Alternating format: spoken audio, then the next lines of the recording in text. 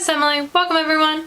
Today we're traveling south from Kentucky en route to the city of Knoxville, Tennessee.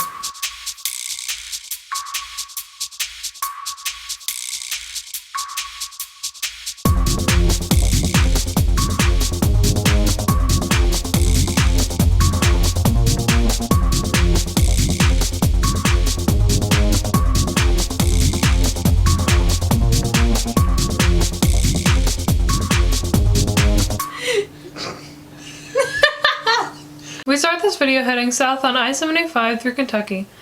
Before we leave the state, we wanted to stop somewhere just off I-75, the small town of Corbin. A very famous fast food chain was invented here. In fact, it still operates here. This is the birthplace of Kentucky Fried Chicken. Looks like the outside of this building has been renovated. The pavement looks new and there are renovated gas pumps here as well. Also, this display is new. Kentucky Fried Chicken. It all started in Corbin. I bet this looks really nice lit up at night.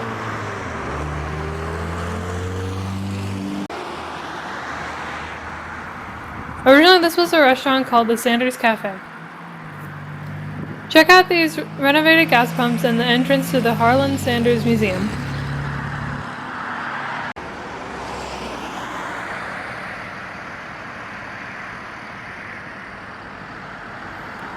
Unfortunately, the museum and the interior of the restaurant is closed due to COVID, but the exterior sure does look nice.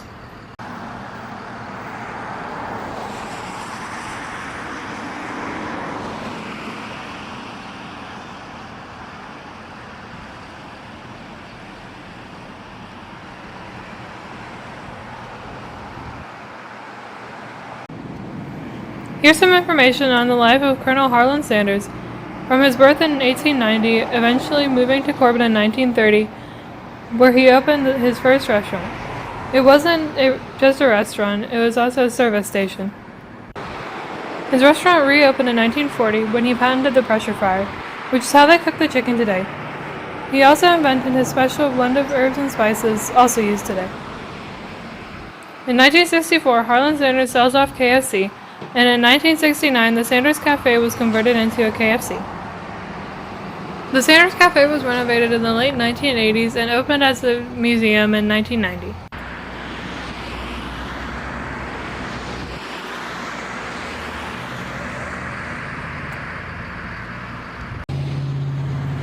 Birth of a Legend.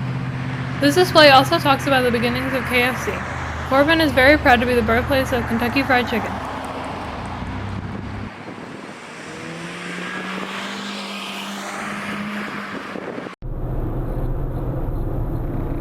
Okay, we're about to leave the state of Kentucky on this beautiful spring day. As you look to the right, you see the Tennessee welcomes you sign, but on the left, you see the Kentucky Welcoming Committee greeting travelers coming into Kentucky.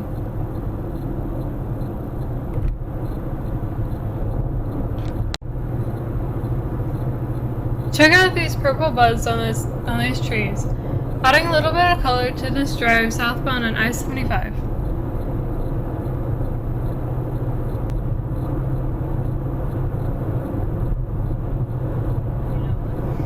This is a very beautiful part of extreme northern Tennessee, going around this bend and seeing those colorful buds. The mountains are nice looking to the right as well. Is this the guy that plays the new Captain America?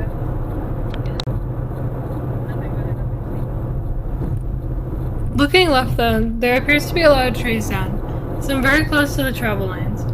I'm not sure if there was a recent windstorm or maybe a tornado that took down a lot of trees. Yeah, a ton of trees are down, for many miles. In that case, it may have been an ice storm that made the trees heavy with ice that took them down.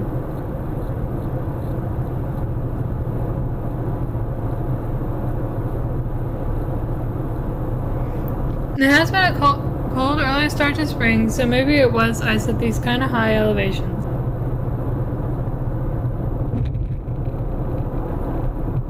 We've now reached downtown Knoxville. Our first stop is to see the Sunsphere. Knoxville was the site of the 1982 World's Fair.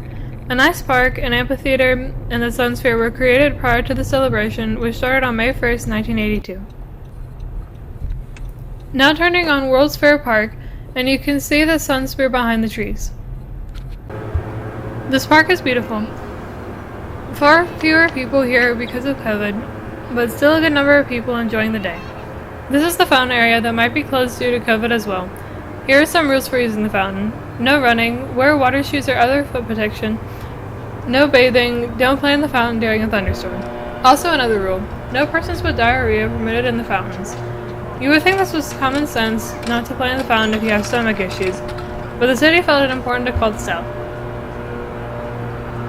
Look at that beautiful Sunsphere, the gold windows at the top of the structure.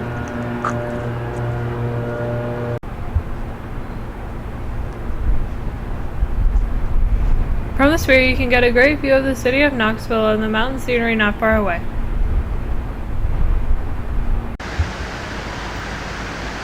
Here's that amphitheater that was also built prior to the World's Fair. Outdoor concerts and other events have been held here.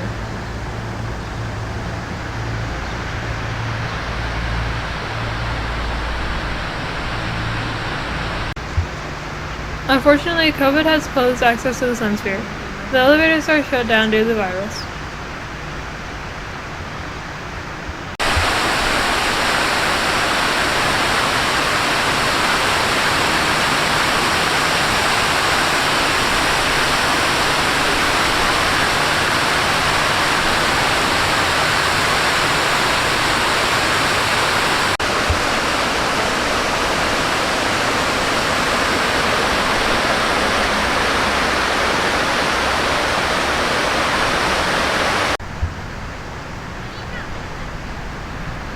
Another quick view of this area before we depart for our next destination.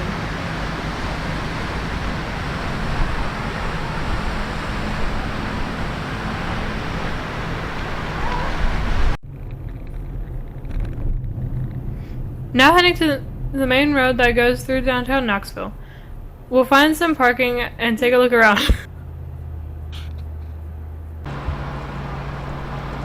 There's a beautiful vertical sign for the Tennessee Theater. Looking down at Gay Street, lots of shops and restaurants along this road. This is an unusual sculpture. Looks like someone is rowing a boat, but half of the boat and the person is below street level, it looks like.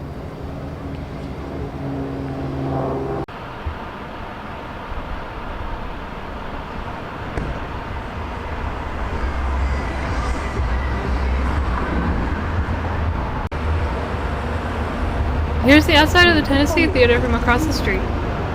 The marquee asks for social distancing and enhanced cleaning to prevent the spread of COVID, but it also says the theater is in intermission.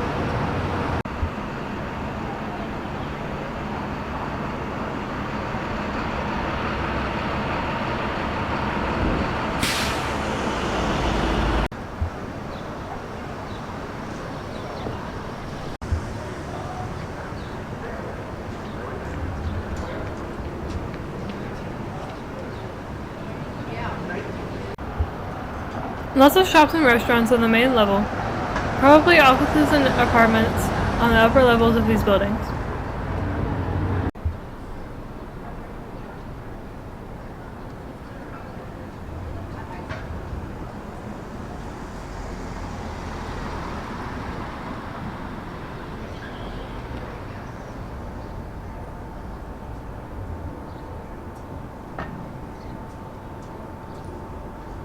Now we're headed to another birthplace of something famous, created right here in Knoxville. At the corner of Magnolia Avenue and Bertrand Street, something very famous was created here. It was created in this building, which used to be occupied by American cotton products, now appears to be abandoned.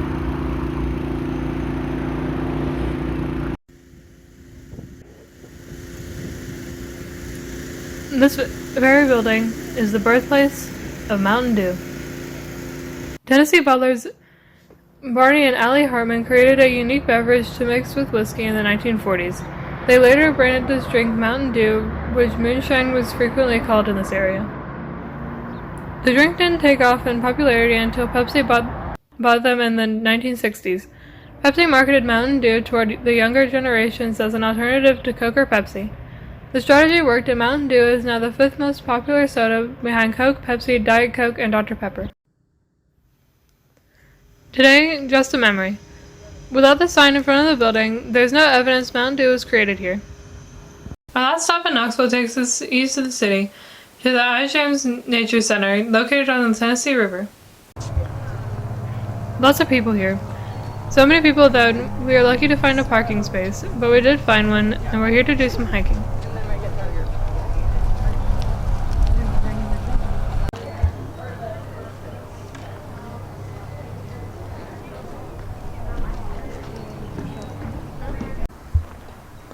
One of the trails is closed due to a mudslide, so we have to take the trail leading up to the tower, so just a little bit of elevation to hike up.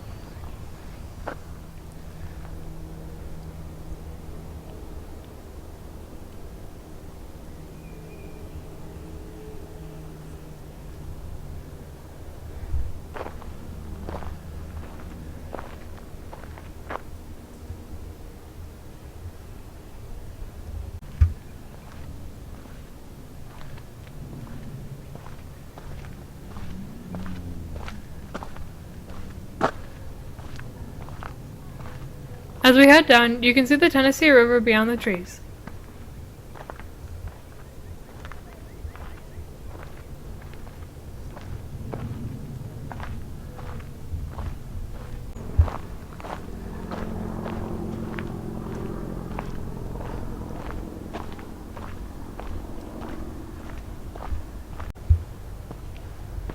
Looks like a makeshift covered area made of wood over here.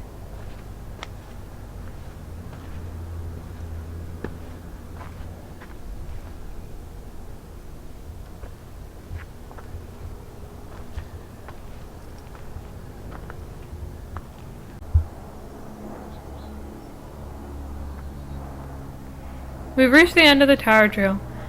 Now we take the river trail leading us to the Tennessee River and boardwalk.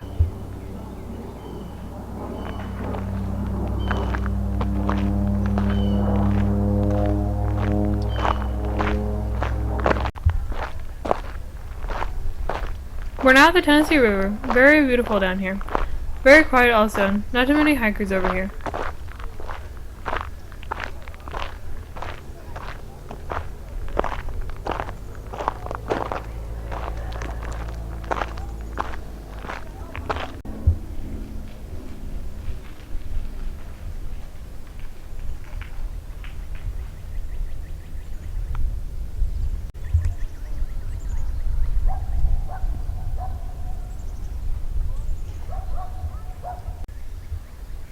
That large building on the other side of the river appears to have some roof damage.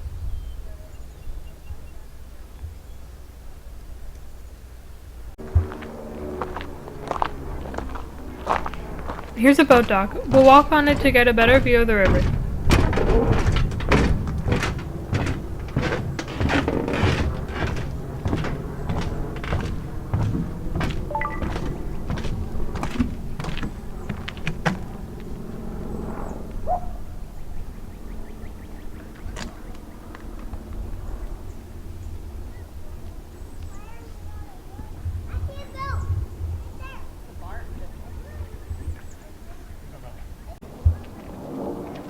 This walkway leads to a geological fold, one of the many interesting rock structures here.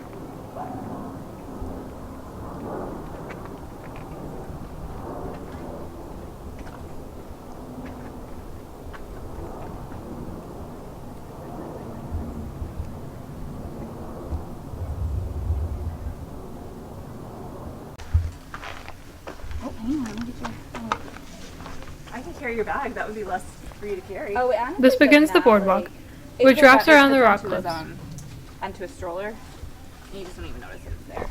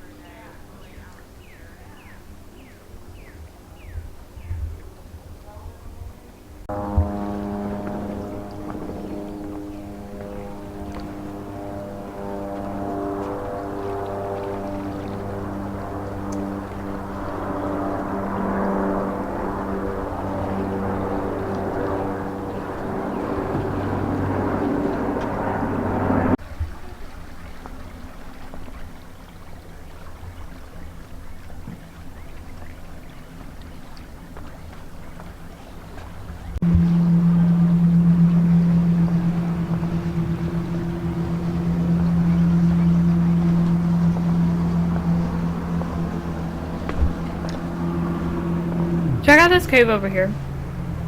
Maudmore's Cave. In 1919, in an act of self-defense, Moore shot and killed her attacker. She hid in this cave until surrendering to authorities. She later was found not guilty in a 1921 trial. Looks all fenced in to prevent others from hiding or getting trapped.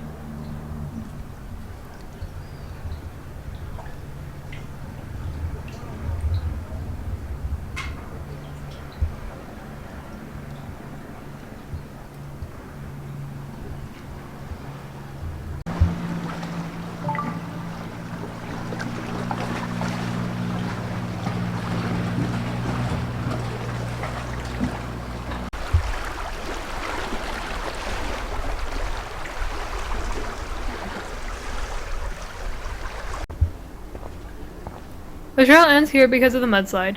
This normally leads to the visitor center.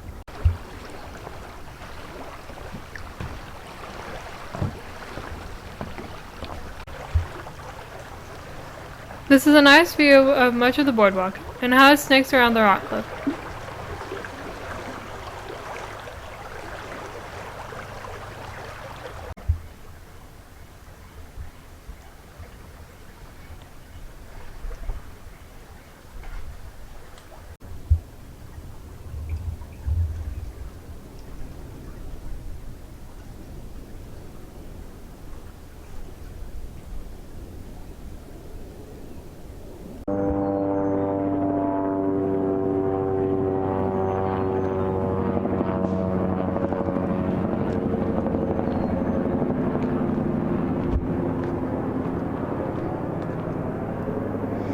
I could take this rock walkway several flights up, but I'm going the level route, even though it's longer.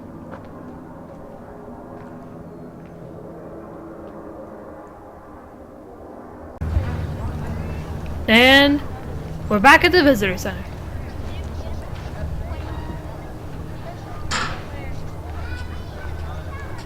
And that's it for my travels to the Knoxville area. We don't live far from here, but I've not had a chance to explore this area until now. If you haven't subscribed to my channel yet, what are you waiting for? Subscribe and ring that notification bell to get the latest updates on my channel. If you enjoyed this video, give it a big thumbs up. Thanks for watching! Bye!